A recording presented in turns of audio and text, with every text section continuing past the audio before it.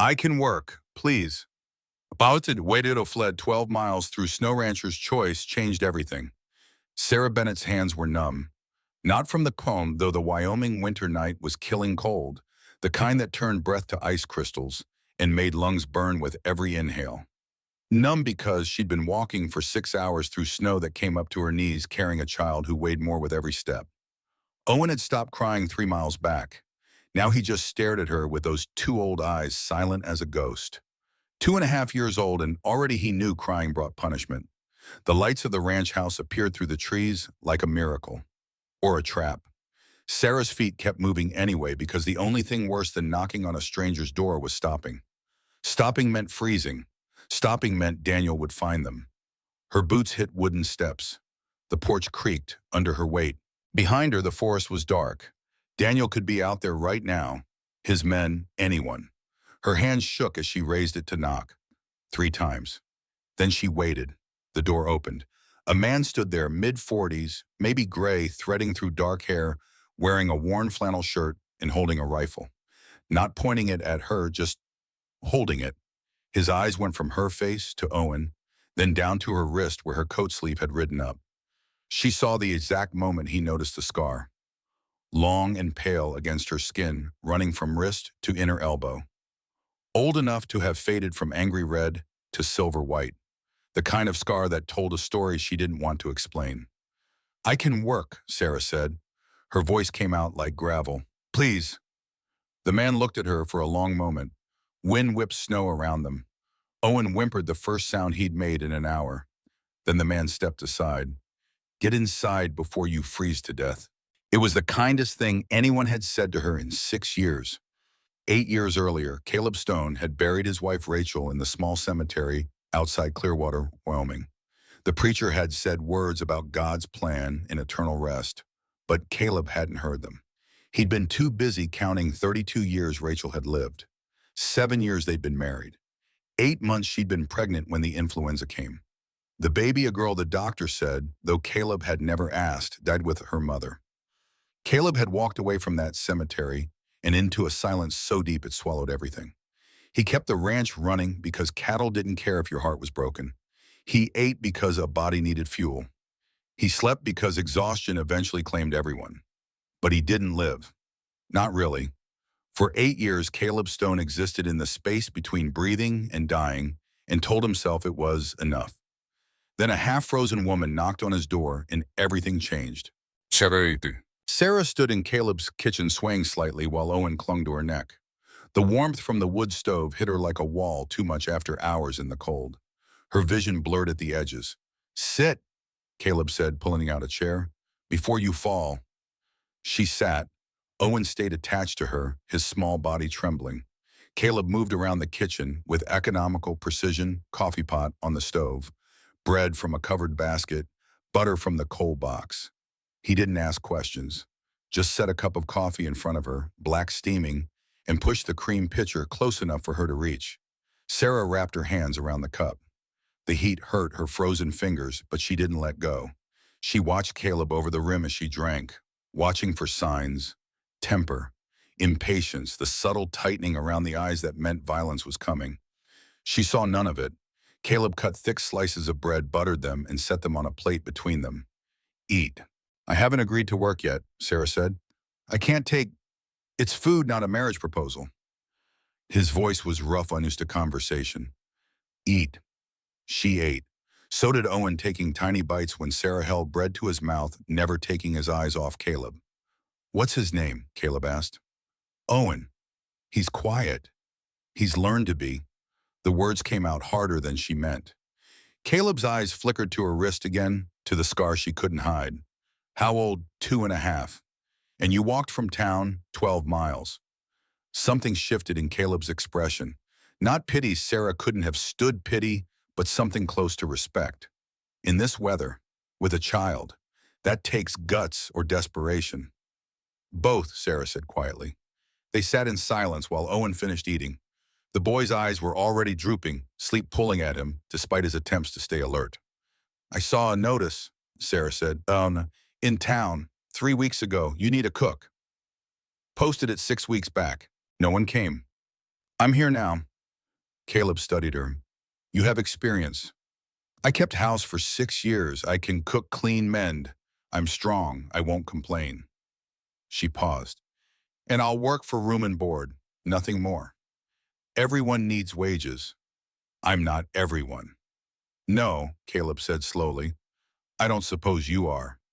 He stood, walked to the window, looked out at the darkness. You're running from something. It wasn't a question, but Sarah answered anyway. Yes. The father, Sarah's arms tightened around Owen. I was told he died 6 months ago. In a fire. You don't believe that? No. Caleb turned to face her. If he comes here, he won't. But even Sarah didn't believe her own words. Daniel Frost didn't let go of things that belonged to him. And in his mind, she and Owen belonged to him forever. Caleb seemed to read the lie in her face. If he does come, will there be trouble? Sarah met his eyes. Yes. Most men would have thrown her out right then. Caleb Stone stood there silent while snow tapped against the windows and the stove crackled. Finally, he nodded. 1 week, trial period. You cook clean, prove you can do what you say. I provide room and board. After a week, we talk about making it permanent. Relief hit Sarah so hard she nearly sobbed. Thank you. Don't thank me yet. Caleb's voice was gruff. I get up before dawn. I expect 3 meals a day, laundry weekly, house kept clean. I'm not cruel, but I'm not easy either. This ranch runs on hard work. I'm not afraid of hard work. We'll see. He gestured toward the hallway. Bedroom at the end of the hall. Small, but the stove heats most of the house. Washroom is second door on the left, linens in the cupboard. Sarah stood, Owen heavy in her arms. At the hallway entrance, she paused. Mr. Stone, just Caleb. Caleb. She turned to face him. Whatever happens, I won't let trouble touch you. I'll handle it. Caleb's expression was unreadable. Get some sleep, Sarah. Tomorrow's soon enough to worry about trouble. Sarah woke to pale gray light and the sound of boots on wood. For a terrible moment, she didn't know where she was, panicked, reaching for Owen. Then memory returned. The ranch. Caleb Stone. Safety, at least for now.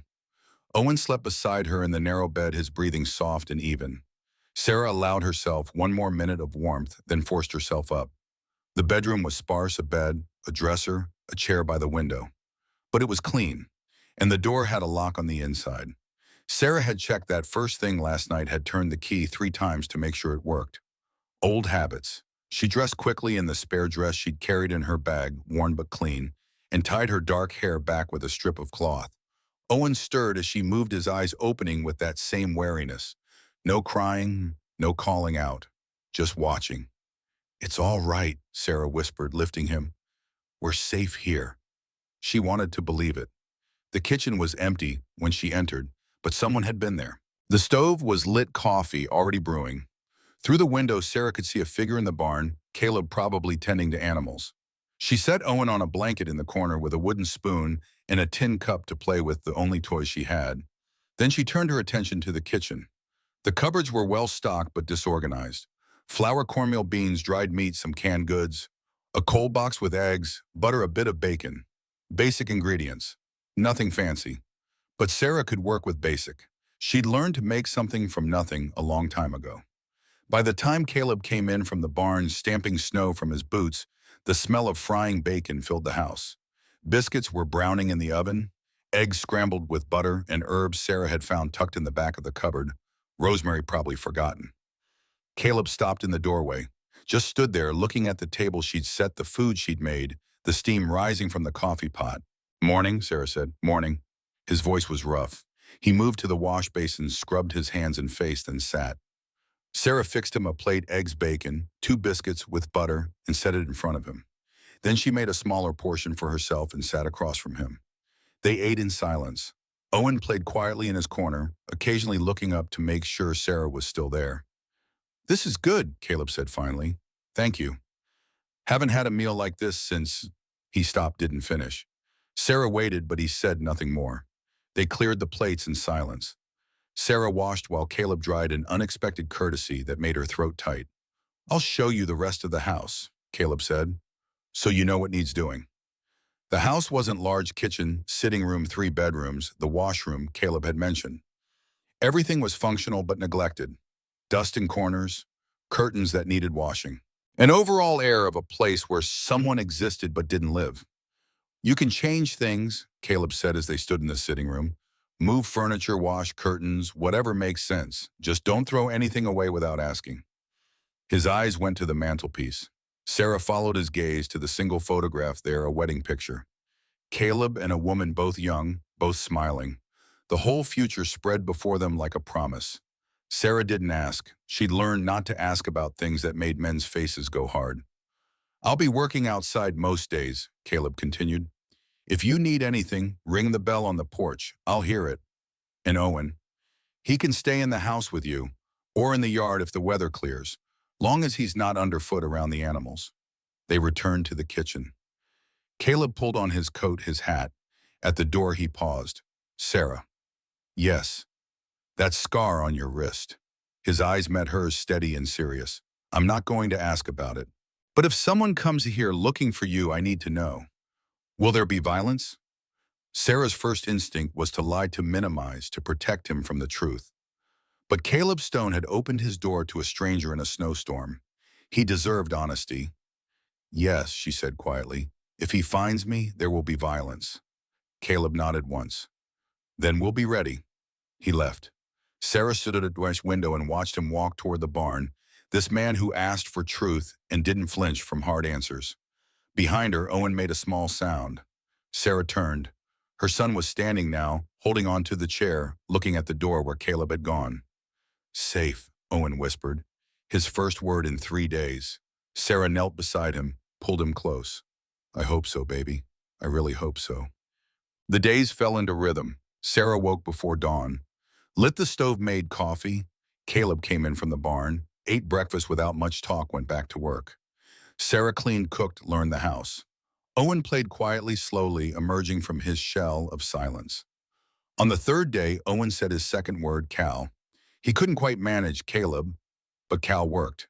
And when Caleb heard it, stopped in the doorway with his coffee cup halfway to his mouth, something crossed his face that Sarah couldn't name. On the fourth day, Caleb found Sarah standing in front of the wedding photograph. Her name was Rachel, he said from the doorway. Sarah turned. I'm sorry, I shouldn't. It's all right. Caleb moved into the room, stood beside her. She died 8 years ago.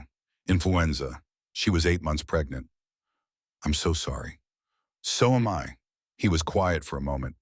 I should have taken her to Denver sooner. Better doctors there. But it was harvest time and I thought we had time. He stopped. We didn't. Sarah understood then, the emptiness in the house, the silence, the way Caleb moved through his days like a ghost. You've been alone since then. Seems safer that way. Can't lose what you don't have. No, Sarah said softly, but you can't live that way either. Caleb looked at her sharply. Speaking from experience? Yes. They stood together in front of Rachel's photograph, two people carrying different weights of grief, and Sarah felt something shift between them. Not attraction, not yet, just recognition, the understanding that comes when one survivor that meets another. On the fifth night, Caleb woke to screaming. He was out of bed before conscious, thought rifle in hand, moving down the hallway. Sarah's room. Her door was locked. He heard the bolt rattling, and her screams turned to gasps, then silence. Caleb stood outside her door, torn. Knock, leave, make sure she was. I'm all right. Her voice came through the door, shaking but clear. Just a nightmare, I'm sorry. You don't have to apologize. Silence, then. Did I wake Owen? Caleb listened, no sound from the child. Don't think so. Good. Caleb waited, unsure. Sarah, if you need. I'm fine, really. Go back to bed. He did, but he didn't sleep. He lay in the darkness and thought about the kind of nightmares that made a woman scream like that. Thought about the scar on her wrist and what kind of man could drive someone to that point. In the morning, Sarah had shadows under her eyes but cooked breakfast like nothing had happened. Caleb didn't mention it. Some hurts were too deep for words. On the sixth day, Caleb taught Sarah to shoot. If you're staying here, he said, leading her out behind the barn with his pistol, you need to know how to protect yourself. Sarah stared at the gun like it was a snake. I'm not asking. Caleb's voice was firm. Out here, we're 12 miles from help. If something happens, you need to be able to defend yourself and Owen. He showed her how to load it, how to check if it was ready, how to aim. Don't pull the trigger. Squeeze it. Gentle pressure like you're trying not to startle it. Sarah's hands shook so badly the barrel wavered. Her first shot went wide, the recoil jerking her arm up. She gasped and nearly dropped the gun. Again, Caleb said. I can't. You can. Again. Her second shot was better. By the 10th, she was hitting the fence post more often than missing, but her hands never stopped shaking. Caleb watched her, saw how her breathing quickened, how sweat beaded on her forehead despite the cold. Sarah, have you held a gun before? She didn't answer immediately. Then once. Daniel made me. He wanted to see if I would. She didn't finish. Didn't need to. Caleb understood enough. This is different, he said quietly. This is for protection, for safety, not for whatever Daniel Frost had done. Sarah lowered the gun. Her whole body was trembling now. He put it in my hand, made me point it at, she swallowed hard, at myself, said if I really wanted to leave, there was an easy way. He thought it was funny. Rage, white hot and sudden, flooded through Caleb. He'd never met Daniel Frost, but in that moment he hated him with a purity that shocked him. Keep the gun, Caleb said, in your room, in your pocket, wherever makes you feel safe. And Sarah, she looked up at him with those gray eyes full of old pain. If he ever shows up here, you point it at him. Not yourself, him. On the 7th night, Caleb couldn't sleep. He stood at his bedroom window, looking out at the snow-covered ranch, thinking about the week that had passed. His house felt different, lived in. There was food that tasted like someone cared. Clean curtains let in more light. Owen's quiet presence, the boy was starting to smile, sometimes starting to play, instead of just survive. And Sarah who cooked like an angel and flinched at sudden movements, who had nightmares that made her scream, but got up the next morning with her spine straight and her chin up, who'd walk 12 miles through a blizzard rather than stay with whatever hell she'd left behind. Caleb heard soft singing from down the hall, Sarah's voice low and sweet, singing Owen to sleep. The melody was familiar, Red River Valley. Rachel used to sing that song. The memory didn't hurt the way Caleb expected. Instead, it felt gentle, like Rachel was still there, somehow approving blessing. Caleb closed his eyes and for the first time in 8 years let himself cry. Not for Rachel, he'd cried those tears long ago, but for the man he'd been before loss had hollowed him out. For the 8 years he'd wasted just existing. For the possibility that maybe, just maybe, he could learn to live again. Down the hall, Sarah's song ended. Caleb heard her bedroom door close, heard the lock turn. Tomorrow marked 1 week. Time to talk about making this arrangement permanent. But even as he thought it, Caleb felt the prickle of unease. Sarah had said her husband might still be alive, might be looking for her. If that was true, this fragile peace they'd built wouldn't last. Men like Daniel Frost didn't let go. The rider appeared on the 9th day. Caleb was mending fence in the north pasture when he saw them, 3 horses moving at a steady pace along the road toward his ranch. Too purposeful to be travelers, too coordinated to be drifters. He grabbed his rifle and headed back to the house at a jog. Sarah was in the kitchen kneading bread, Owen playing at her feet with wooden blocks Caleb had carved. She looked up when Caleb came in, saw his face, and went pale. "Riders coming?" Caleb said. 3 of them. Could be nothing but, it's him. Sarah's voice was flat with certainty. He found us. You don't know that. I know. She wiped flour from her hands, picked up Owen. I should go. Take Owen and... No, Caleb moved to the window. The riders were closer now, maybe 5 minutes out. You stay inside. Keep Owen quiet. Don't come out unless I call for you. Caleb, trust me. Sarah looked at him for a long moment, then nodded. She disappeared down the hallway. Caleb heard her bedroom door close, heard the lock turn. He checked his rifle, then stepped out onto the porch. The 3 riders pulled up about 20 feet from the house. The leader was a man in his early 40s, wearing a long black coat and a hat pulled low. A scar cut across his left cheek from eye to jaw, old and white. The 2 men flanking him were younger, harder, hired muscle.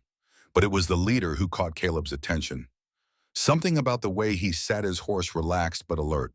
A man who knew how to wait, how to watch. "Morning," the scarred man said.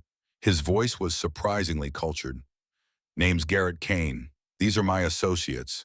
We're looking for someone, wondered if you might help us. I'm pretty isolated out here, Caleb said. His rifle wasn't pointing at anyone, but it wasn't far from ready either.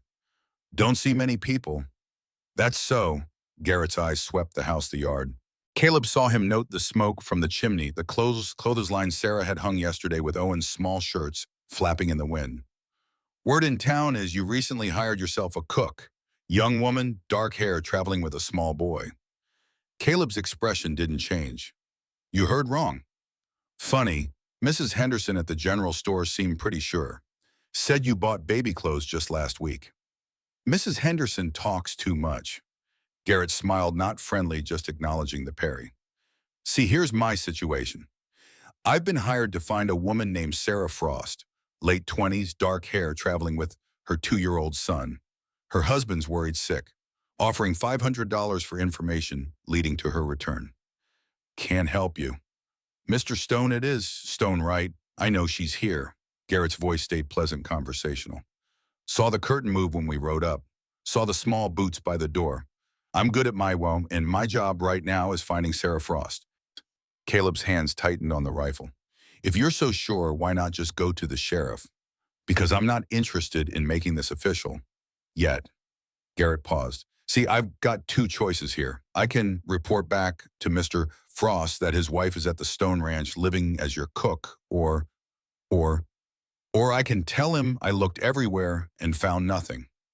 Caleb studied him. Why would you do that? Garrett was quiet for a moment. His eyes went to the clothesline again, to the small child's shirt moving in the wind. Something flickered across his face, memory maybe. Pain. I'll be back in 3 days, Garrett said. If she's still here when I return, I report to Frost. If she's gone, he shrugged. I report I found nothing. 3 days, Mr. Stone. That's all the mercy I've got to give. He turned his horse. The two other men followed. But at the edge of the property, Garrett looked back. For what it's worth, he called, I hope she runs. I've seen what Daniel Frost does to things he owns. Then they were gone, disappearing into the snow and distance. Caleb stood on the porch for a long time after they left, cold seeping into his bones. Finally, he went inside. Sarah was in the kitchen, sitting at the table with Owen in her lap. Her face was white as snow. He knows, she whispered. Daniel knows I'm here. Caleb set his rifle down and pulled out a chair. Who's Garrett Kane? A bounty hunter. Daniel must have hired him. Sarah's voice was hollow. 3 days. He said 3 days. To run. He's giving you time to run. Why would he? Don't know, but I don't think we should waste it. Caleb leaned forward. Sarah, I need you to tell me everything. About Daniel, about what you're running from. All of it. Because if we're going to fight this, I need to know what we're up against.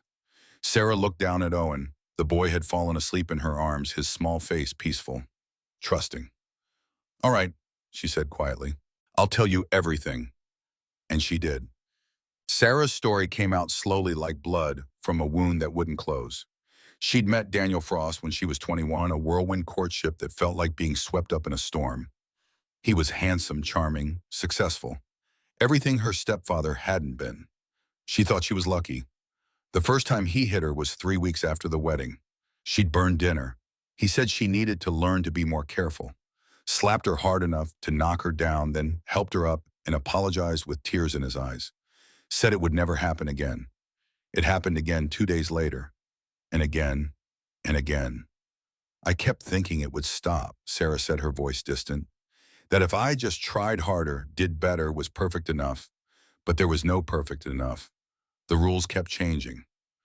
When she got pregnant, it got worse. Daniel didn't want a child, said it would take her attention away from him. The beatings became more frequent, more vicious. I went to a doctor once, Sarah said. Dr. Morrison in Clearwater, had a broken rib, bruises everywhere. He looked at me and I could see he knew. But when he asked, I lied, said I fell down the stairs. He wrote it in his records, but he didn't believe me. I could tell. Owen was born in the winter of 1881, a difficult birth that left Sarah weak for weeks. Daniel barely acknowledged his son, didn't hold him, didn't look at him, just complained about the crying, the mess, the disruption. I started to see it then, Sarah said. What my life would be, what Owen's life would be. He'd grow up watching Daniel hurt me. He'd learn that's what men do, what love looks like. Her voice cracked. I couldn't let that happen. 6 months ago, Daniel came home drunk and angry. Sarah had forgotten to buy his favorite tobacco. He grabbed her by the throat, slammed her against the wall, and told her he was tired of her mistakes. He said maybe he'd made a mistake marrying me, that there were easier ways to fix mistakes. Sarah's hand went unconsciously to her wrist to the scar. He put a knife in my hand, told me if I wanted out so badly there was the door, but if he tried to walk through it, he'd take Owen and I'd never see him again. She looked at Caleb with haunted eyes. So I tried the other way. A nurse named Martha found her bleeding in the washroom, bandaged her wrist, hid her in the church for 2 weeks, told Sarah about mom and second chances and the courage to choose life. Then the fire happened. Daniel's warehouse burned down, Sarah said. They found a body inside burned beyond recognition. But it was Daniel's height, Daniel's build, his wedding ring on the finger. Everyone assumed it was him. But you didn't. No, Sarah shook her head. Daniel had debts, bad debts, to dangerous people. And I knew him knew how his mind worked. The fire was too convenient, too perfectly timed. Martha had urged her to run while she could, gave her money, helped her leave in the night. Sarah took Owen and disappeared east, then north, moving constantly. The money ran out in Clearwater. She saw Caleb's notice for a cook and thought maybe finally she could stop running. But I was wrong, Sarah finished. Daniel's alive. He found me. And now we fight, Caleb said. Sarah looked at him like he'd lost his mind. You don't understand what he's like. He's smart, Caleb. Charming. Everyone loves him. If this goes to court, then we make sure we have evidence. Witnesses. Proof. It won't matter. Daniel always wins. Caleb reached across the table and took her hand the first time he'd touched her deliberately. Not this time. Sarah stared at their joined hands. Why are you doing this? You could just turn me over to Cain. Wash your hands of the whole thing. Could I? Caleb's voice was rough. Could I really send you back to a man who drove you to? He gestured at her wrist. I'm not that kind of man, Sarah. Never was, never will be. But the risk, I've been dead for 8 years. These past 9 days are the first time I've felt alive. He squeezed her hand gently. You and Owen, you reminded me what it's like to have something worth protecting. I'm not giving that up without a fight. Sarah's eyes filled with tears. I don't know how to fight him. Then we'll learn together. The next morning, Caleb rode to town. He left before dawn, told Sarah to keep the doors locked and the rifle close. She watched from the window as he disappeared into the gray light, fear tight in her chest. Caleb made it to Clearwater by mid-morning. The town was small, one main street, maybe 300 people, bank, general store, saloon, hotel, and at the end of the street, a small office with a sign that read, William Hayes, Attorney at Law. Caleb had known Hayes before Rachel died. They'd been friends of sorts. Hayes had drawn up Caleb's will, helped with the land purchase. A good man, honest, the kind of lawyer you wanted in your corner. The office was dusty but organized. Hayes looked up from his desk when Caleb entered, 60 years old, gray hair, sharp blue eyes behind wire-rimmed glasses. Caleb Stone, Hayes said, surprised. Didn't expect to see you. Must be 8 years since. I need help. Hayes studied him for a moment, then nodded. Sit down. Tell me everything. Caleb did. Told him about Sarah showing up in the snow, about Daniel Frost, about Garrett Kane and the 3-day warning. Hayes listened without interrupting, taking notes in his neat handwriting. When Caleb finished, Hayes sat back and steepled his fingers. This is complicated, he said. If Frost has a valid marriage certificate and can prove paternity, he has legal rights to both Sarah and the child. Sarah's not property. In the eyes of the law, wives exist in a gray area. Hayes's voice was gentle but firm, especially when the husband claims she's mentally unstable. And if he can produce a doctor's statement, she's not unstable, she's terrified. There's a difference. I know that, you know that, but we need to prove it. Hayes pulled out a fresh sheet of paper. We need evidence of abuse, medical records, witness statements, anything that documents a pattern. She mentioned a Dr. Morrison in Clearwater. Charles Morrison, good man. I'll talk to him, see what he has in his files. Hayes made a note. We also need witnesses. Anyone who saw the abuse, heard arguments, noticed injuries. Her husband's mother. Sarah said she lived with them for a year, saw everything. Hayes's eyebrows rose. The mother would testify against her own son. Sarah thinks she might. The way woman tried to intervene once, and Frost hit her too. If we can get her testimony, Hayes nodded slowly, that would carry significant weight. I'll send inquiries. How long, Bohm? To build a case, weeks, maybe months. Hayes saw Caleb's expression. I know that's not what you want to hear, but legal processes take time. We don't have time. Garrett Kane gave us 3 days. Then we use those 3 days to prepare. I'll draft a petition or a protection order. If we can get Sarah in front of a judge before Frost makes his move, we might be able to keep her safe long enough to build our case. Caleb stood. Do it, whatever it costs. Hayes stood too, came around the desk. Caleb, I need to ask, what's your interest in this? You've known this woman for 9 days. Caleb thought about Sarah singing Owen to sleep about her nightmares, and her courage about the way his house felt alive for the first time in 8 years. She needs help, he said simply. I can provide it. And if it goes bad, if Frost comes after you, then I'll deal with it. Hayes studied him for a long moment. You care about her. It wasn't a question, but Caleb answered anyway. Yes.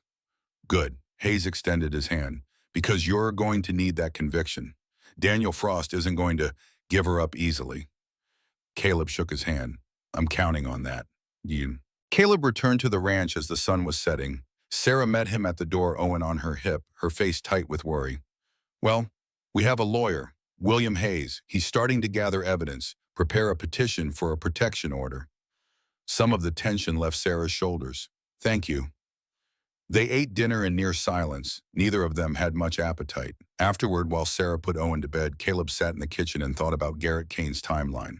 3 days. Tomorrow would be day 2.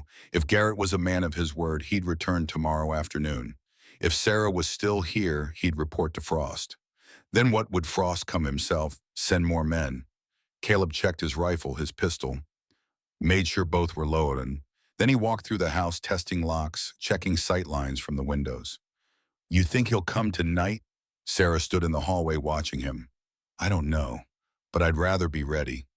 She moved into the sitting room, stopped in front of Rachel's photograph. Tell me about her. Caleb joined her. Why, Bob? Because I need to know. If I'm bringing danger to your home, I need to understand what you're risking. So Caleb talked about meeting Rachel at a church social, about their 7 years of marriage, about the influenza that took her and their unborn daughter, about the guilt he carried for not getting her to better doctors sooner. I chose wrong, he said quietly. Chose the ranch, the harvest, the timing. By the time I chose her, it was too late. Sarah's hand found his. You didn't kill her, Caleb. The disease did. Maybe, but I've been punishing myself for 8 years anyway. He looked at their joined hands. Then you showed up, and for the first time since Rachel died, I felt something besides guilt. What did you feel? Purpose. He turned to face her. Like maybe I'd been kept alive for a reason. To be here in this moment when you needed someone. Sarah's eyes filled with tears. I don't deserve this. Your kindness, your protection. Everyone deserves kindness, Sarah. Everyone deserves to be safe. They stood close in the lamplight, the space between them charged with something neither was quite ready to name. Sarah leaned forward slightly, and Caleb felt his heart hammer against his ribs. Then Owen cried out from the bedroom, a nightmare probably, and the moment shattered. Sarah pulled away. I should go. I'll lock up. She disappeared down the hallway. Caleb stood alone in the sitting room, his hand still warm from where she'd held it, and tried to calm his racing pulse. This was dangerous, not just the situation with Frost, but what he was starting to feel for Sarah. Getting involved, getting attached, it was asking for the kind of pain he'd sworn he'd never risk again. But as he checked the locks and banked the fire, Caleb knew it was too late for warnings. He was already involved, already attached, already willing to fight. Garrett Kane returned on the afternoon of the 3rd day exactly as promised. Caleb saw him coming from a distance alone, this time no hired muscle. He rode slowly, hands visible, posture non-threatening. Caleb stepped onto the porch with his rifle, but Garrett stopped a respectful distance away. Mr. Stone. Kane. Garrett dismounted, kept his hands where Caleb could see them. She's still here. That's none of your business. Fair enough. Garrett looked past Caleb to the house where Sarah stood visible in the kitchen window watching. Then I'll report to Frost that I found her at the Stone Ranch working as your cook. Should reach him in Cheyenne by telegraph within the hour. Caleb's hands tightened on the rifle. Or, no or this time, but Garrett's expression was troubled. I'm a bounty hunter, Stone. I work for money. Frost is paying me $500 to find his wife. I've found her. Job's done. So why do you look like a man with something stuck in his throat? Garrett was quiet for a moment. Then, can I speak plainly? I haven't stopped you yet. I had a sister, Annie, sweet girl full of life, married a man who seemed decent enough, had a job, went to church, said all the right things. Garrett's voice went hard. 6 months after the wedding, he beat her so badly she couldn't stand. When I found out, I went to confront him. Found Annie instead at the bottom of a ravine. He said she jumped, called it melancholia. Caleb waited. I was 18 years old and useless, Garrett continued. Didn't know how to fight him, didn't know who to turn to. By the time I figured it out, Annie was already buried. He looked at the house again at Sarah in the window. I saw the way she flinched when my hand moved too fast on day one. Saw the scar on her wrist. I know what Daniel Frost is. Then why tell him where she is? Because I'm a bounty hunter and I have a reputation to maintain. If word gets out I let a target go, I'm finished. Garrett's jaw tightened. But I can give you a head start. I'll telegraph Frost tonight instead of this afternoon.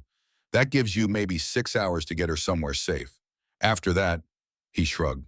You're on your own. It wasn't much, but it was something. Why help at all? Caleb asked. Because I couldn't save Annie. Garrett met his eyes. Maybe I can save someone else. He mounted his horse, started to leave, then paused. One more thing. Frost isn't coming alone. He's got money connections and he's smart. Don't underestimate him. Then he was gone, riding back toward town in the failing light. Caleb went inside. Sarah was standing in the middle of the kitchen, arms wrapped around herself. 6 hours, she said. Her voice was hollow. That's not enough time to get anywhere. We're not running. Caleb, we're not running, he repeated firmly. Hayes is filing for a protection order tomorrow morning. We're going to fight this the right way. The right way gets me killed. Then we'll fight dirty too. Caleb pulled out a chair. Sit. We need a plan. They spent the next 2 hours going over everything Sarah's testimony, potential witnesses, evidence they could gather. Owen played quietly in the corner, occasionally looking up to make sure his mother was still there. Around midnight, exhausted, Sarah stood to go to bed. At the hallway entrance, she paused. Caleb? Yeah. Thank you for not giving up on this, on me. I'm not the giving up type. She smiled, a small, fragile thing, and disappeared down the hall. Caleb heard her bedroom door close, heard the lock turn.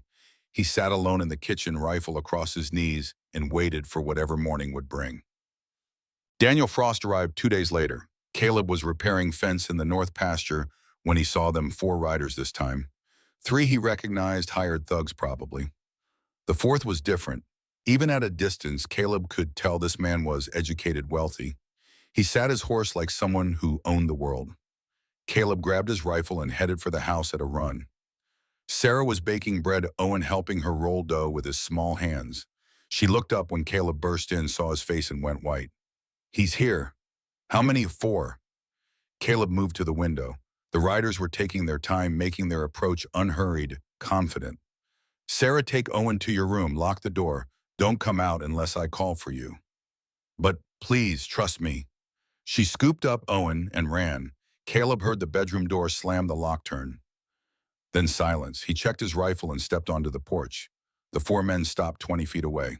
3 of them looked like exactly what they were, hired muscle in cheap suits, trying to look official. The 4th, Daniel Frost, was handsome in the way that made people trust him instantly. Mid-30s, well-dressed with dark hair and a smile that probably charmed everyone he met. But Caleb could see the coldness in his eyes, the calculation. Mr. Stone, I presume, Frost said. His voice was smooth, educated. My name is Daniel Frost. I believe you have my wife. Your wife is dead, Caleb said flatly. Died in a fire 6 months ago, according to the report. A terrible misunderstanding. Frost's smile didn't waver. As you can see, I'm very much alive, and I've been searching desperately for my poor Sarah and our son ever since. She's not here. Please, Mr. Stone, let's not insult each other's intelligence. Frost gestured to the house. I can see smoke from the chimney close on the line. I know she's been here. My sources are quite thorough. Then your sources are wrong. Frost's smile tightened. Mr. Stone, I'm trying to handle this civilly. My wife is unwell. The doctor believes she's suffering from postpartum melancholia, a condition that affects some women after childbirth. It makes them confused, paranoid, irrational. She may have told you things about me, about our marriage, but you must understand she's not herself. It was a good performance. Caleb could see how it would play to a jury, to a judge.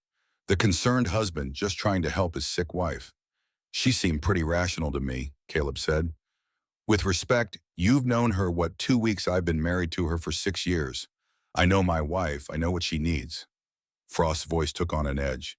And what she needs is to come home where I can get her proper medical treatment. What she needs is to be away from you. The facade cracked slightly. Frost's jaw tightened. I'm her legal husband. That child is my legal son. You have no right to keep them from me. I'm not keeping anyone. She chose to be here. A mentally ill woman can't make informed choices. Frost straightened in his saddle. Mr. Stone, I'll give you one chance to do this the easy way.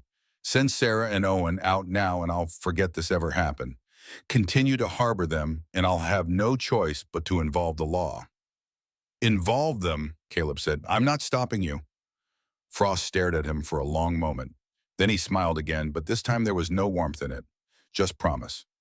Very well, you've made your choice. He turned his horse. I'll see you in court, Mr. Stone.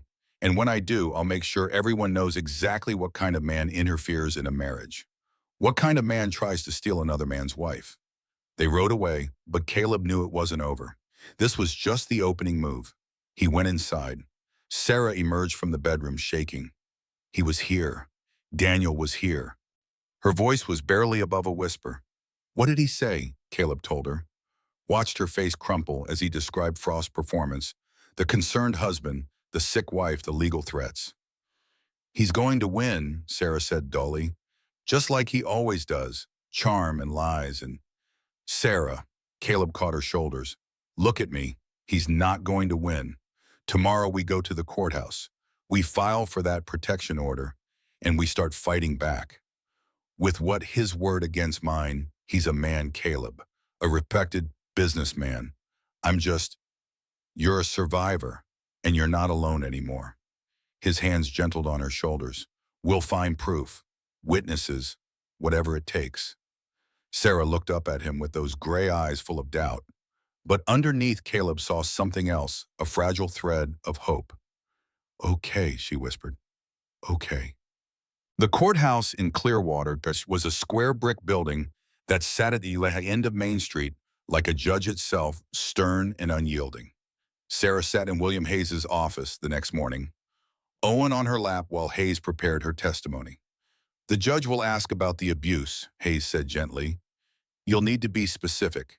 Dates, incidents, injuries. I know it's hard. I can do it. Sarah's voice was steady.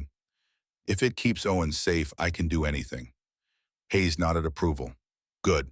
Now Daniel's lawyer will try to paint you as unstable as a woman who abandoned her husband and kidnapped her own child.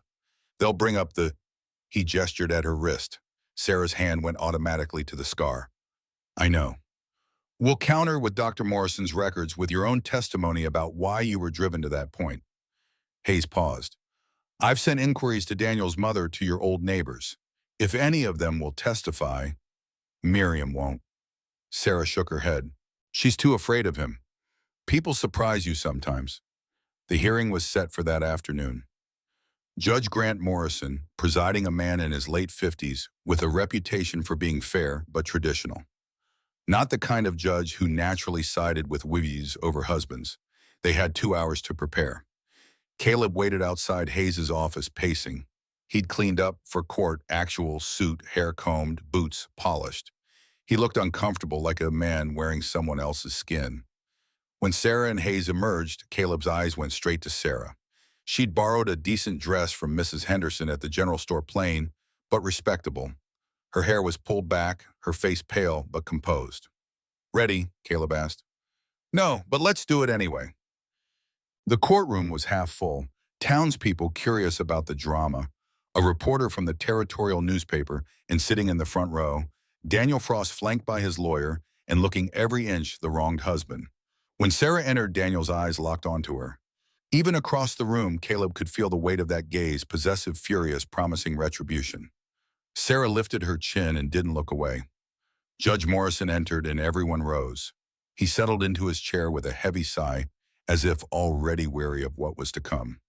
"We're here to consider a petition for emergency protection," Morrison said, filed by one Sarah Frost on behalf of herself and her minor child.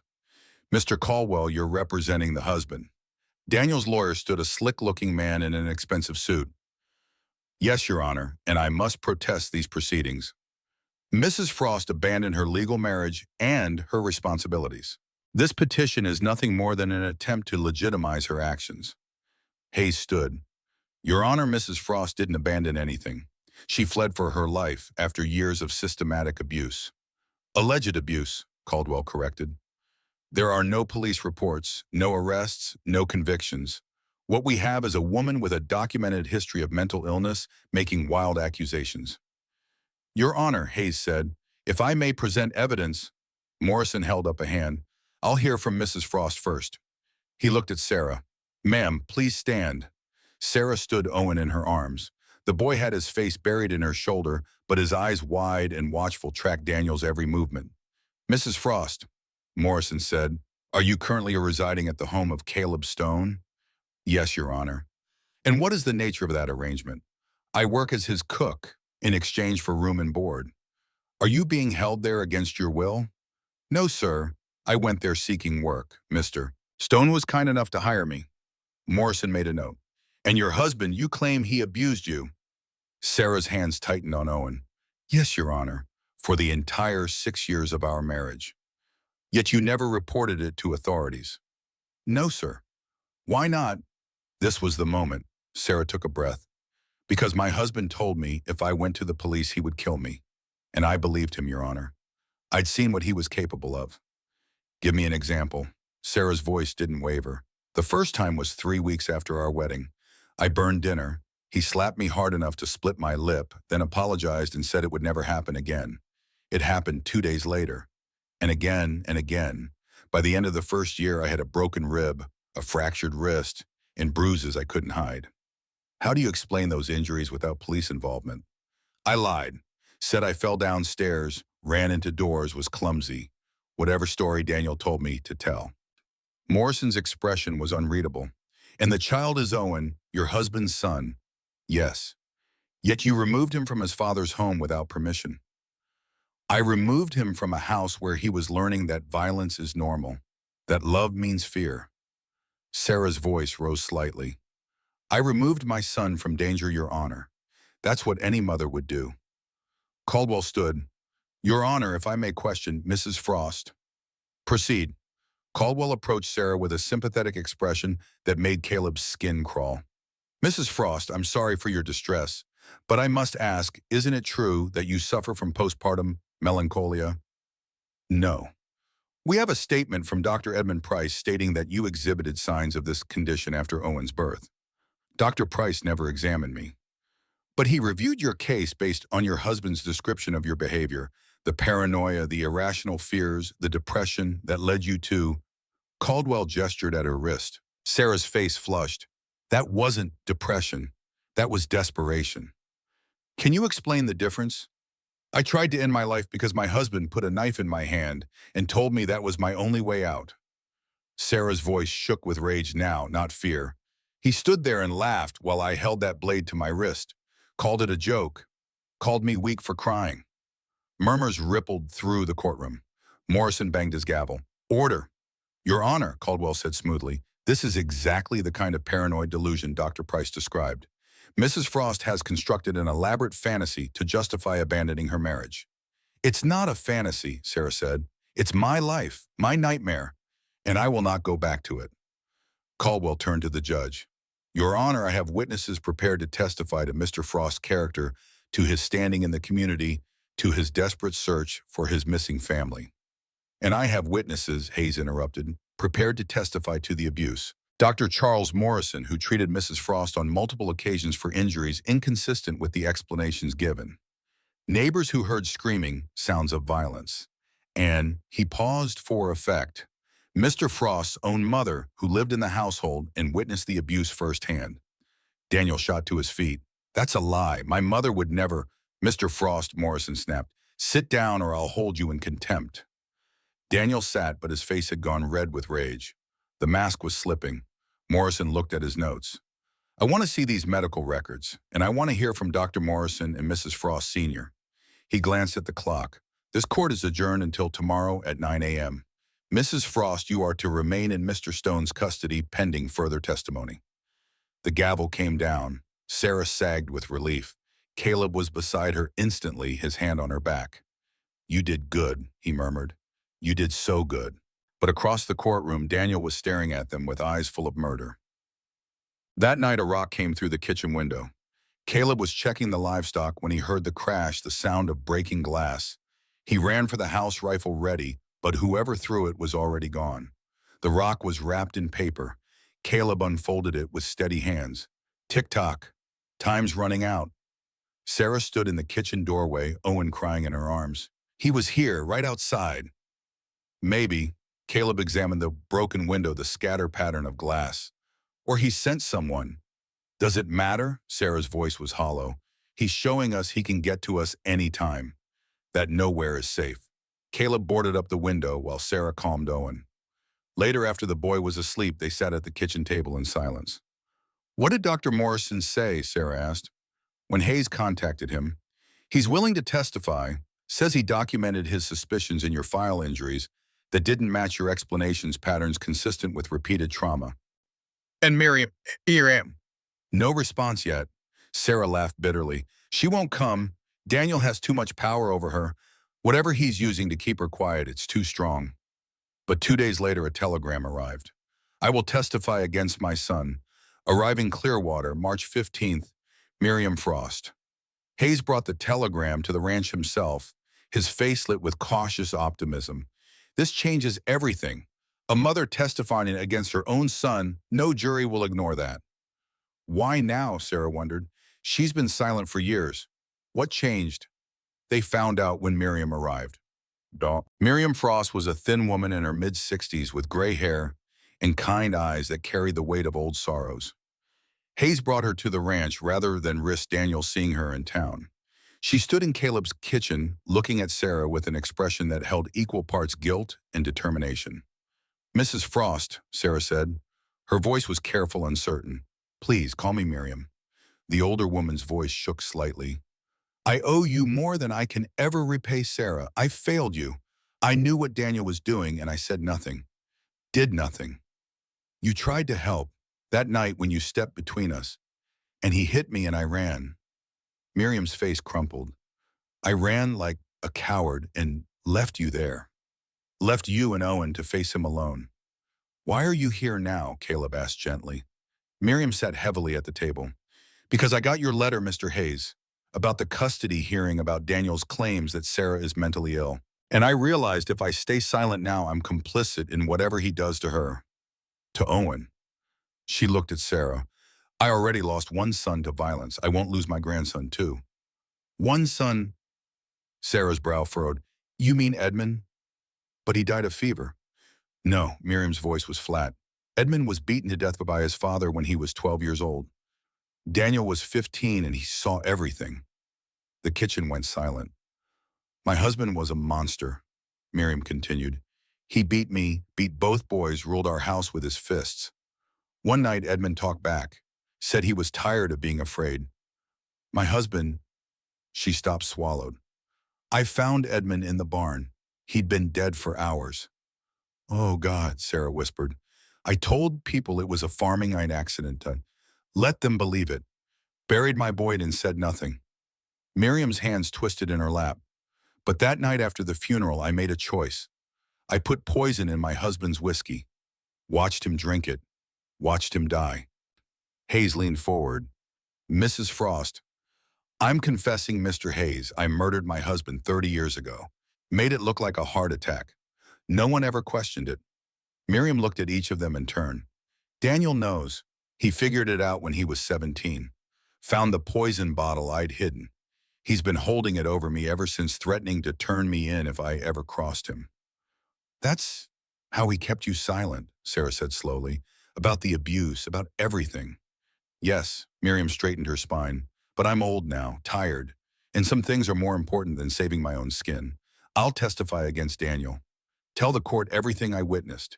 And if that means spending my last years in prison, she shrugged. So be it. Caleb looked at Hayes. Can they prosecute her after 30 years? Possibly. Probably. Hayes rubbed his face. Mrs. Frost, you understand what you're risking. I do, and I'm at peace with it. Miriam reached across the table to take Sarah's hand. I should have been brave 30 years ago. Should have taken my boys and run. But I was too afraid, too weak. I won't make that mistake again. Sarah's eyes filled with tears. Thank you. Miriam, thank you. They talked for hours after that, Miriam giving Hayes detailed testimony about the abuse she'd witnessed, the patterns she'd seen, the fear she'd lived with. By the time she finished, Hayes had pages of notes. This is powerful, he said. Devastating even. With Dr. Morrison's records and Miriam's testimony, we have a real chance. But Daniel won't take it lying down, Caleb warned. He'll fight back, dirty, probably. Let him. Miriam's voice was steel. I'm done being afraid of my son. Daniel's counterattack came the next day. A deputy arrived at the ranch with a legal summons. Daniel was filing a complaint against Caleb: assault, kidnapping, and criminal conversation adultery. He claimed Caleb had attacked him outside the courthouse, was holding Sarah prisoner, and had seduced a mentally ill married woman. This is insane, Caleb said, scanning the document. I never touched him. He has witnesses, the deputy said uncomfortably. Says you threatened him, pushed him. Who are these witnesses? 2 men, said they saw the whole thing. Hired thugs, Caleb thought. Men Daniel paid to lie. The deputy looked apologetic. There's a hearing scheduled for next week. You will need to appear and answer the charges. After he left, Sarah paced the kitchen like a caged animal. This is what he does. Twists everything, makes himself the victim. Now you're the bad guy, and he's the wronged husband. Let him play his games, Caleb said. We've got truth on our side. That truth doesn't matter if no one believes it. She was right to be worried. When the hearing came, Daniel's lawyer painted a vivid picture: Caleb Stone, the lonely widower who'd latched onto a vulnerable woman, who'd interfered in a marriage, harbored a fugitive, used his position to manipulate a mentally ill mother. The witnesses testified with straight faces about Caleb's violent behavior, his threats, his improper relationship with Sarah. But Hayes was ready. He called Dr. Morrison, who testified about Sarah's injuries over the years: broken bones, severe bruising, a pattern absolutely consistent with domestic violence. He read from his notes, his voice clinical. Patient presented with fractured ribs, defensive bruising on forearms, facial contusions. When questioned, patient claimed to have fallen downstairs. However, injury patterns suggest repeated strikes from a fist-sized object. Suspicion of domestic abuse noted in file. He called Mrs. Chen and Martha Collins, Sarah's old neighbors, who testified about screaming they'd heard about seeing Sarah with black eyes and split lips, about the time Daniel broke a chair and the sound carried 3 houses down. And then he called Miriam. Daniel's face went white when his mother took the stand. Mrs. Frost, Hayes said gently, how long did you live with your son Daniel and his wife Sarah? 1 year, from Owen's birth until... She looked at Daniel. Until the night my son hit me for trying to protect Sarah from another beating. Gasps rippled through the courtroom. Tell the court what you witnessed during that year. Miriam did.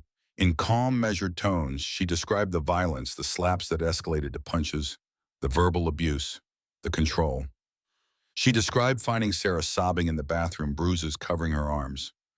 Described Daniel's rage when dinner wasn't perfect, when Sarah spoke out of turn, when Owen cried at night.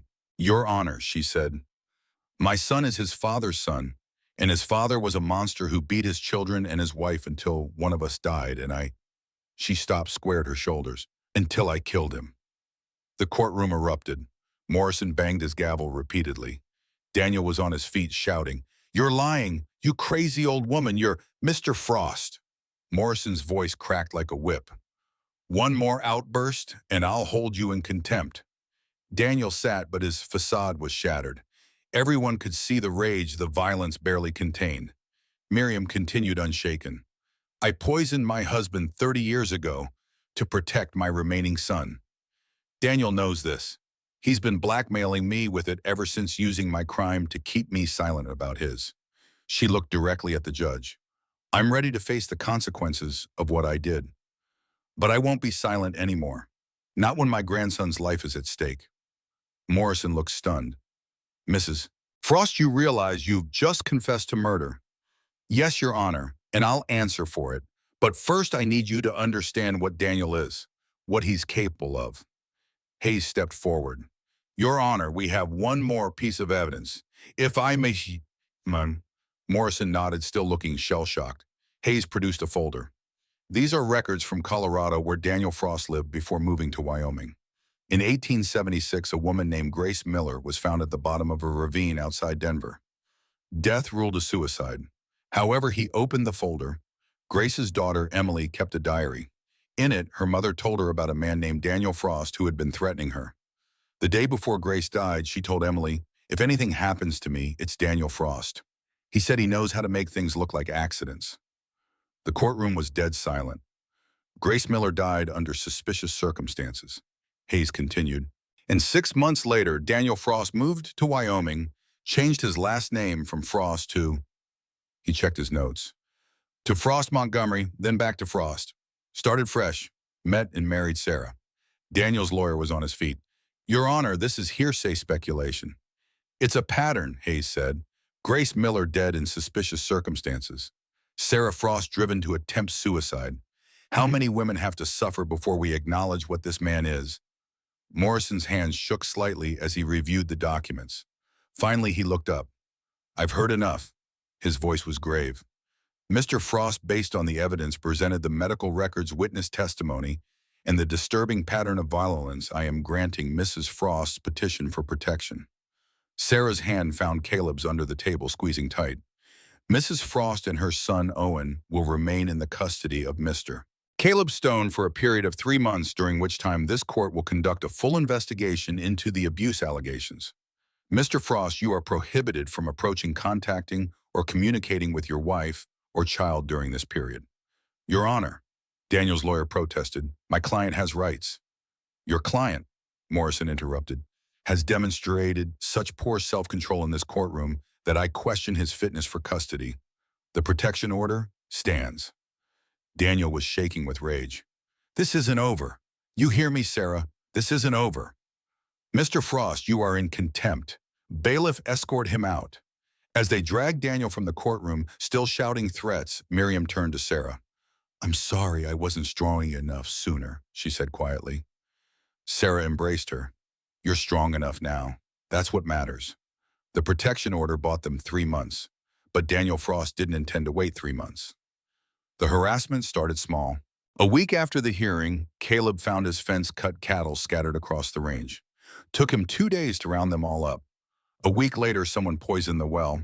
Caleb had to haul water from the creek for a week while he dug a new one. Then the barn fire. Caleb was inside moving hay bales when he smelled smoke. By the time he turned around, flames were climbing the walls. The door, the only door, was blocked. He was trapped. Through the smoke, he heard Sarah screaming his name. Heard other voices, neighbors drawn by the smoke. The door crashed inward, and hands pulled him out, coughing and choking. Sarah was there, face streaked with tears and soot. I saw them. 2 men on horses, riding away fast. Daniel's men, Caleb rasped. He's trying to kill you. Sarah's voice shook. Caleb, this has to stop. I should leave, go somewhere he can't find. No. Caleb caught her shoulder, still coughing. We're not giving up. We're close, Sarah. Hayes says the investigation is going well. We just have to hold on a little longer. But even as he said it, Caleb wondered how much longer could they survive. The answer came a week later in the worst possible way. Caleb was in town buying supplies when it happened. Sarah was in the yard hanging laundry while Owen played nearby with the wooden horse Caleb had carved him. A wagon rolled up. 2 men in dust coats got out, smiling friendly-like. Afternoon, ma'am, one said. We're looking for the Stone Ranch. This it? Yes, Sarah said warily, but Mr. Stone isn't here. That's all right. We just need to ask you some questions about. The second man grabbed Owen. One screamed, lunged for her son. The first man caught her, twisted her arm behind her back. Let him go. Sarah fought like a wildcat, kicking, biting. Owen. The boy was crying now, reaching for his mother. Mama, mama. A rifle shot cracked the air. Both men froze. Garrett Kane stood at the tree line, rifle, aimed, his scarred face cold as winter. Put the boy down, Garrett said quietly. Now. We're just. Garrett fired again, close enough that the second man felt the bullet pass. I said now. The man set Owen down. The boy ran to Sarah, who'd been released when the gunshot sounded. She scooped him up, held him tight. Get off this property, Garrett said. Tell Frost if he sends anyone else, I'll kill them, and then I'll come for him. The men scrambled into their wagon and fled. Garrett lowered his rifle and walked over. You all right? Thank you. Sarah's voice shook. If you hadn't, I've been watching. Figured if Frost would try something. Garrett looked at Owen, clinging to his mother. Kid okay? He's scared but unhurt. Good. Garrett glanced toward town. Stone know about this? Not yet. Caleb's wagon came tearing up the road, moving fast. He'd heard about the attempt somehow, probably Mrs. Henderson sending word. He pulled up in a spray of dirt and was off the wagon before it stopped moving. Sarah. Owen. His hands ran over them both, checking for injuries. Are you hurt? We're fine. Garrett stopped them. Caleb turned to Garrett, and something passed between the two men, understanding respect. Thank you. Don't thank me yet. Garrett's expression was grim. This was a test run. Next time they'll come with more men, better planning. Frost is getting desperate. Then we end this, Caleb said. Now, whatever it takes. Hayes called an emergency meeting that night. He'd been gathering evidence for the final custody hearing, statements, records, witnesses. But after the kidnapping attempt, he wanted to accelerate the timeline. We have enough, he said, spreading documents across his desk. Dr. Morrison's testimony about the injuries, Miriam's eyewitness account of the abuse, the neighbors who heard the violence, and now this attempted kidnapping, harassment, arson. Will it be enough? Sarah asked. Daniel's lawyer will fight every point. Let him try. Hayes pulled out another file. I've been doing more digging into Daniel's past. Found something interesting. He laid out a newspaper clipping from Colorado dated 1876. Grace Miller's death wasn't the only suspicious one.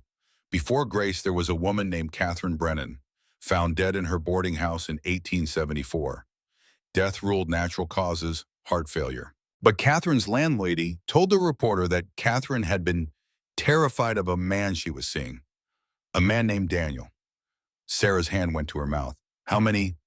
At least 3 that I can confirm. Catherine, Grace, and Hayes hesitated, then continued gently. And now you, but you survived, Sarah. You got out. Because I ran. Because Caleb helped me. She looked at Caleb across the room. I wouldn't have made it without him. Hayes leaned back. We have our evidence. Now we need our trump card. He looked at Garrett, who'd been standing silently by the window. Mr. Kane, you said you've been investigating Frost. For 2 months, Garrett confirmed. Followed him, watched him, listened to his conversations. Did you find anything useful? Garrett smiled, cold and sharp. Better. I found someone willing to testify against him. He opened the door. A man entered, late 20s, nervous with the look of someone who'd spent time on the wrong side of the law. This is Marcus Webb, Garrett said. One of the men Frost hired to harass the Stone Ranch. Tell them what you told me, Marcus. Marcus shifted uncomfortably. Frost paid me and 2 others $200 each to make life hell for Mr. Stone. Said we should scare them, make him think twice about harboring his wife. But then, he swallowed. Then he said if the legal route didn't work, we'd handle it another way. Took me to a ravine outside town, said accidents happen to women who don't know their place. Sarah went pale. He was planning to kill me. Make it look like an accident, yeah. Marcus looked ashamed. I got a record, but I ain't no murderer. When Frost started talking like that, I got scared. That's when Kane found me, offered me more money to testify, so here I am. Hayes was already writing. This is it. This is what we need. Premeditated murder conspiracy in addition to everything else. Will they believe him? Caleb asked. He's a hired thug. He's a hired thug with corroborating evidence. Hayes pulled out yet another document. I've been tracking Frost's finances. 3 days before the kidnapping attempt, he withdrew $500 cash. The day after Marcus here backed out, Frost hired different men. Money trail doesn't lie. Sarah looked at Marcus. Why testify? You could just disappear. Because I got a sister, Marcus said quietly. Her husband knocked her around some. I didn't help her, then didn't know how. But I can help you. Figure it's the least I can do. The final hearing was set for 2 weeks later. Judge Morrison presiding, full courtroom, everything on the line. The night before, Caleb found Sarah standing on the porch looking at the stars.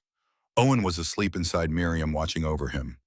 The old woman had moved into the ranch house claiming she wanted to help with Owen, but really Caleb suspected because she couldn't bear to be separated from her grandson. Can't sleep, Caleb asked, joining Sarah. Too nervous. We're going to win. You keep saying that. Because it's true. He turned to face her. Sarah, I need to tell you something. She looked at him, moonlight silver in her dark hair. These past months, Caleb continued, having you and Owen here, it's changed everything. This house was a tomb before you came. I was just existing, waiting to die. You reminded me what it means to live. Caleb, let me finish. He took her hands. When this is over, when you're legally free from Daniel, I want you to stay. Not as my cook, as my wife. Sarah's breath caught. Are you asking? I'm asking you to marry me, to build a life here with me, to let me be a father to Owen, to give him brothers and sisters if you want, to fill this house with the family it was meant to hold. He squeezed her hands gently. I love you, Sarah. I think I started loving you the night you knocked on my door, half frozen and desperate and still fighting. Tears streamed down Sarah's face. I love you too. God, I love you so much. But I'm still married. Still. For now, but tomorrow that changes. Tomorrow we fight for your freedom. And when we win, because we will win, I want you to know you have a home here, always. Sarah pulled him into a kiss, fierce and desperate and full of hope. When they broke apart, both were crying. Ask me again, she whispered. When I'm free, when my name is my own again, ask me again and I'll say yes. I'll hold you to that. They stood together under the stars, holding each other, gathering strength for the battle ahead. The courtroom was packed when they arrived. Daniel sat at the front with his lawyer looking confident, but there was a wildness in his eyes that hadn't been there before. Desperation starting to show. Judge Morrison entered and the room fell silent. We're here to determine permanent custody of the minor child Owen Frost, Morrison began, and to rule on Mrs. Sarah Frost's petition to dissolve her marriage on grounds of abuse and endangerment. Mr. Caldwell, you may present your opening. Daniel's lawyer stood smooth as ever. Your Honor, my client's position is simple. He is the legal father of Owen Frost and the legal husband of Sarah Frost. Despite these wild accusations of abuse, accusations unsupported by any police reports, any arrests, any objective evidence, he has every right to his family. Hayes was on his feet. Unsupported, Your Honor. We have medical records, eyewitness testimony, and evidence of a pattern of violence spanning years. Allegations, Caldwell corrected. The word of a mentally unstable woman and a few sympathetic witnesses. No concrete proof. Morrison held up a hand. I'll hear the evidence and make my own determination. Call your first witness, Mr. Hayes. Hayes called Dr. Morrison first. The doctor testified again about Sarah's injuries, his documentation, his suspicions. Then the neighbors telling their stories of screaming and violence. Then Miriam. Daniel's jaw clenched as his mother took the stand. She looked older, somehow, frailer, but her voice was steady. Mrs. Frost, Hayes said gently, tell the court what you witnessed in your son's household. Miriam did. Every detail, every beating, every moment of terror. The courtroom was riveted. When she finished, Caldwell stood for cross-examination. Mrs. Frost, isn't it true that you murdered your husband? Yes. And isn't it true that your son Daniel knows this and you're testifying against him to save yourself? No. Miriam's eyes flashed. I'm testifying to save my grandson. I don't care what happens to me. You expect this court to believe a confessed murderess? I expect this court to protect a child. Miriam's voice rang out clear and strong. I killed a monster to save my youngest son. I failed, then Edmund died anyway. But I won't fail Owen. Even if it costs me everything. The courtroom erupted in whispers. Morrison gabbled for order. Hayes called Marcus Webb next. The hired thug testified about Daniel's plans, the money, the threats. Caldwell tried to discredit him. A criminal, unreliable, but the money trail Hayes had documented backed up every word. Then Hayes did something unexpected. He called Emily Miller. The 16-year-old girl who'd walked into the courtroom was thin and nervous with her mother's eyes. She carried a worn diary. Miss Miller, Hayes said gently, can you tell the court who your mother was? Grace Miller. Emily's voice shook but held. She died in 1876. They said suicide, but it wasn't. How do you know? Because she told me. Emily opened the diary. My mother kept a diary. She wrote about a man she'd been seeing, Daniel Frost, about how he got angry when she tried to end things, about how he threatened her. She read from the diary, her voice growing stronger. June 12, 1876. Daniel came by again today. I told him we were finished. He grabbed my wrist so hard it bruised. Said if I left him, he'd make sure I regretted it. Said he knew how to make things look like accidents. June 15, 1876. I'm scared. Daniel has been watching the house. If anything happens to me, I want Emily to know it wasn't suicide, it was Daniel Frost.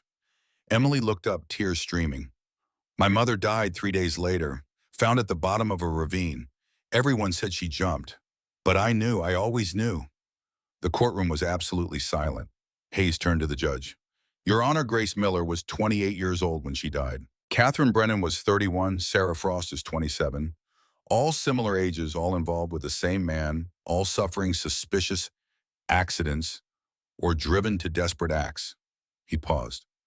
How many women does Daniel Frost have to hurt before we stop him? Daniel shot to his feet. This is insane. That diary is fabricated. That girl is lying. Mr. Frost. Morrison's gavel cracked like thunder. You will sit down and be silent, or I will have you removed from this courtroom. Daniel sat, but his facade was completely gone now. Everyone could see the rage, the violence barely leashed. Morrison turned to Hayes. Do you have any other witnesses? One more, Your Honor. I call Sarah Frost. Sarah stood and walked to the witness stand. She dressed simply a plain dress, her hair pulled back. She looked young and tired and absolutely determined. Hayes approached her gently. Mrs. Frost, how long were you married to Daniel Frost? 6 years. In those 6 years, did your husband ever strike you? Yes, many times. Can you give the court examples? Sarah did. In calm, clear tones, she detailed the abuse. The first slap, the broken ribs, the time he pushed her down the stairs when she was pregnant, the night he put a knife in her hand and told her to use it if she wanted out. Caldwell tried to interrupt, to object, but Morrison waved him silent. Let her speak. When Sarah finished, the courtroom was in tears. Even the reporter was wiping his eyes.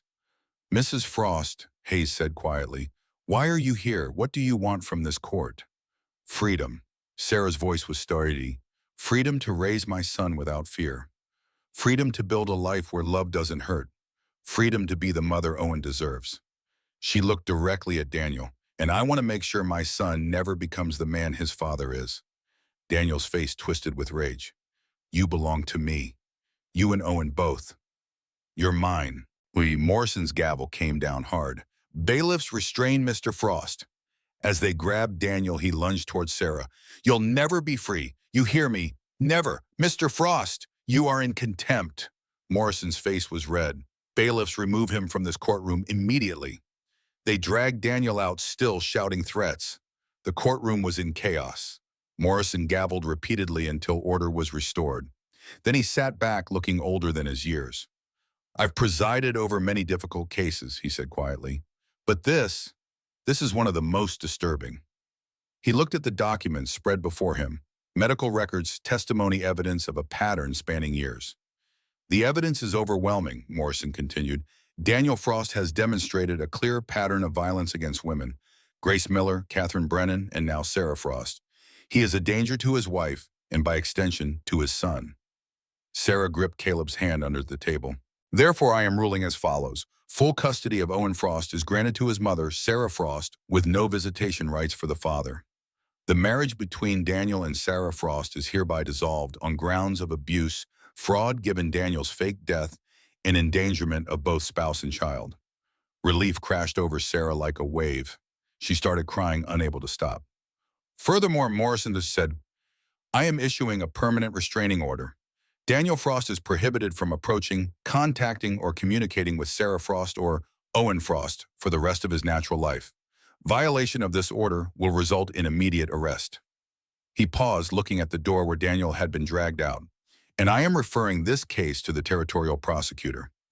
Based on Emily Miller's testimony and the evidence of Daniel Frost's pattern of violence, I believe there is probable cause to investigate him for the murder of Grace Miller and possibly Catherine Brennan. A warrant for his arrest will be issued. The courtroom erupted in applause. Morrison didn't stop them. Sarah turned to Caleb and he pulled her into his arms. She was sobbing now, great wrenching sobs of relief and release. Owen, sitting with Miriam in the front row, watched his mother with worried eyes. Caleb waved him over. Come here, son. Owen ran to them and Caleb lifted him up. The three of them held each other while the courtroom celebrated around them. It's over, Sarah whispered. It's really over. Yes, Caleb said. It's over. You're free. Outside the courthouse, Miriam approached them. Sarah, She stopped, struggling for words. I don't expect forgiveness, but I want you to know I'm going to face charges for what I did. For murdering my husband. Sarah took her hand. You did what you had to do to protect your son. Just like I did what I had to do to protect mine. I understand. Will you? Miriam looked at Owen. Will you let me see my grandson while I can? Of course, your family, Miriam, always. The older woman broke down then, and Sarah held her while she cried. Garrett approached, tipping his hat. Congratulations, Mrs. Stone. Not yet, Sarah said, smiling through tears, but soon. Garrett smiled, a real smile this time, not his usual cynical twist. I'll be at the wedding, wouldn't miss it. Hayes was there too, shaking hands, accepting congratulations. You did it, Sarah. You fought and you won. We won, Sarah corrected. I couldn't have done this without all of you. They stood on the courthouse steps in the winter sunshine, this unlikely family, a widow and her son, a widowed rancher, an old woman seeking redemption, a bounty hunter with a conscience and a lawyer who believed in justice.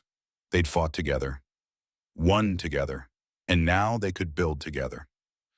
Daniel Frost was arrested 3 days later, trying to flee the territory. The warrant from Colorado meant extradition, meant standing trial for Grace Miller's murder. He would spend the rest of his life in prison. Sarah watched from the window as the news arrived and felt nothing but peace. The monster that had haunted her dreams was gone, locked away where he could never hurt anyone again. Miriam, true to her word, confessed to murdering her husband 30 years ago. But the territorial prosecutor, moved by her testimony, in Sarah's case, declined to prosecute. Too much time had passed, he said, and she'd already served her sentence, 30 years of fear and guilt and silence. Miriam stayed at the ranch, helping with Owen becoming the grandmother the boy had never had.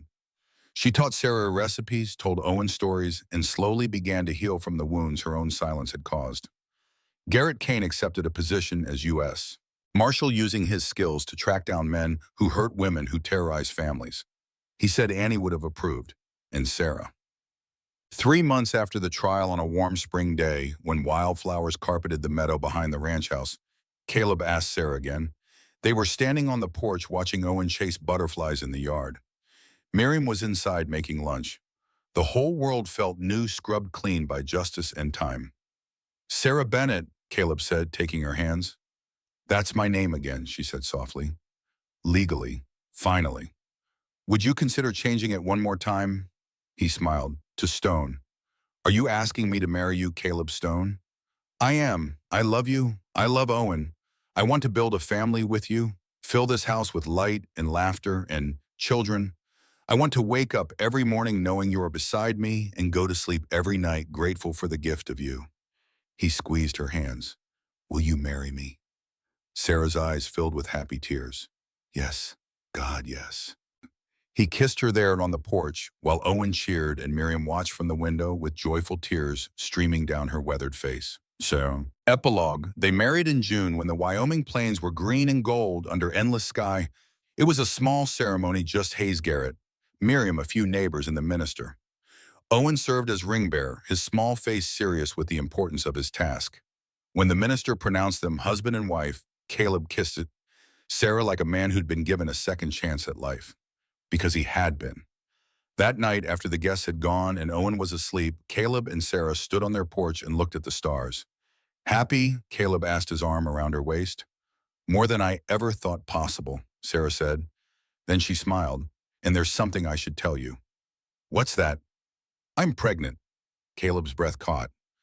Pregnant. About 2 months along, the doctor thinks, which means, she did the math in her head, a winter baby, born free into a house full of love. Caleb pulled her close, overwhelmed with loss and gratitude and wonder. A baby, our baby. Are you happy? Happy doesn't begin to cover it. He rested his hand on her still flat stomach. What should we name her? You think it's a girl? Hope. I want to name her Hope, because that's what you gave me when you knocked on my door. Sarah turned in his arms and kissed him. Hope is perfect.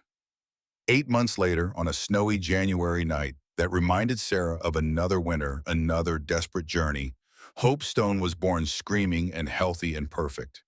Caleb held his daughter for the first time and cried. Owen, now nearly 4 years old, looked at his baby sister with wonder. Mama, he whispered, she's ours to keep forever, Sarah said, exhausted and radiant. She's ours forever. And in that moment, in that house that had once been a tomb and was now bursting with life, Sarah felt the last chains of her past fall away. She was free, truly, completely free. Free to love without fear. Free to build without destruction. Free to live. Years later, when Hope was old enough to ask, Sarah would tell her the story of the winter she'd walked 12 miles through snow with her big brother Owen in her arms. Of the rancher who'd opened his door and changed everything. Of the battle they'd fought together and the family they'd built from the ashes of broken pasts. Love doesn't have to hurt, Sarah would tell her daughter. Real love heals. Real love sets you free. And Hope, growing up in a house full of laughter and safety and unconditional love, would carry that lesson forward into her own life. Some stories don't end with happily ever after. They end with the much harder, much more beautiful work of building a life together day by day, choice by choice, loving each other through every season that comes. And that is the truest kind of love there is. Thank you so much for staying with Sarah and Caleb's journey all the way to the end. If their story touched your heart, please hit that like button. It helps more people find these stories. And if you believe in second chances, in the courage it takes to leave, and in the kind of love that heals instead of hurts, drop a comment below. I read every single one. Don't forget to subscribe and turn on notifications so you never miss a story. There are more journeys waiting, stories of survival, redemption, and the strength we find when we refuse to give up. Until next time, remember, you are stronger than you think, braver than you know, and worthy of a love that doesn't leave scars.